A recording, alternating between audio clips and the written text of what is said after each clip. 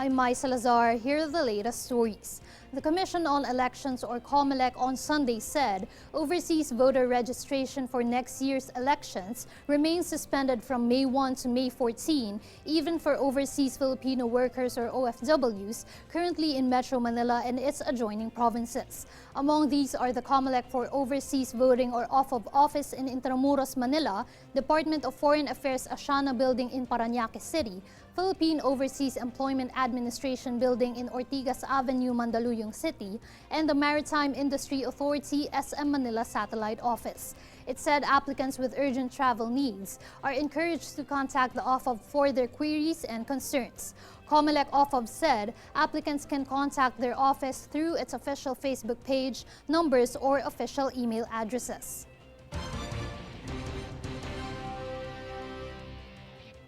Meantime, as weather temperatures rise, so as the electricity rates that consumers will be paying in their May billing cycle. Power utility giant Manila Electric Company, or Meralco, indicated there is high probability that power rates will increase this month due to confluence of factors, including tightening of supply, the completion of its first round of refund that was previously ordered by the Energy Regulatory Commission, as well as upward adjustment in gas repricing. Meralco Vice President and Head of Corporate Communication Jose Lariaga appealed to consumers to continue practicing energy efficiency initiatives at home to be ready in managing their consumption, as the ongoing summer season may bring an increase in residential electricity consumption. The power firm said it is still awaiting submission of invoices from power suppliers, and the adjustment on its tariff will be announced in the coming days.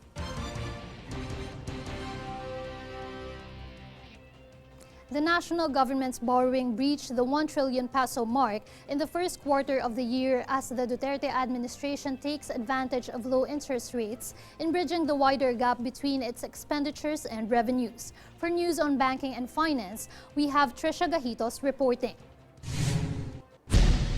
The national government's gross borrowings in the first quarter of this year reached 1.38 trillion pesos, jumping by 44.4% compared to last year due to higher domestic borrowings. Data from the Bureau of the Treasury show the amount of gross borrowings from January to March this year was higher than 956.72 billion pesos in the same period in 2020. The government's short-term borrowings from Bangko Sentral ng Pilipinas, amounting to 540 billion pesos, comprise the bulk of this year's gross domestic borrowings. The government also borrowed 463.32 billion pesos through its sale of retail treasury bonds and premium bonds. The government borrows to meet its spending requirements and to finance its budget deficit. The country aims to borrow a total of 3.03 trillion pesos this year, roughly the same amount it borrowed in 2020. The Treasury has yet to release the outstanding debt data report as of the end of the first quarter of this year. Earlier, Finance Secretary Carlos Dominguez III said they expect the national government's debt this year to reach 57% of the gross domestic product. For Golden Nation Network, this is Trisha Gajitos.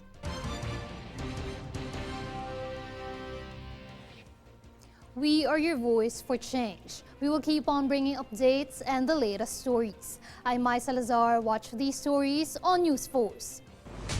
Here are today's headlines. Government expands list of foreigners allowed to enter Philippines.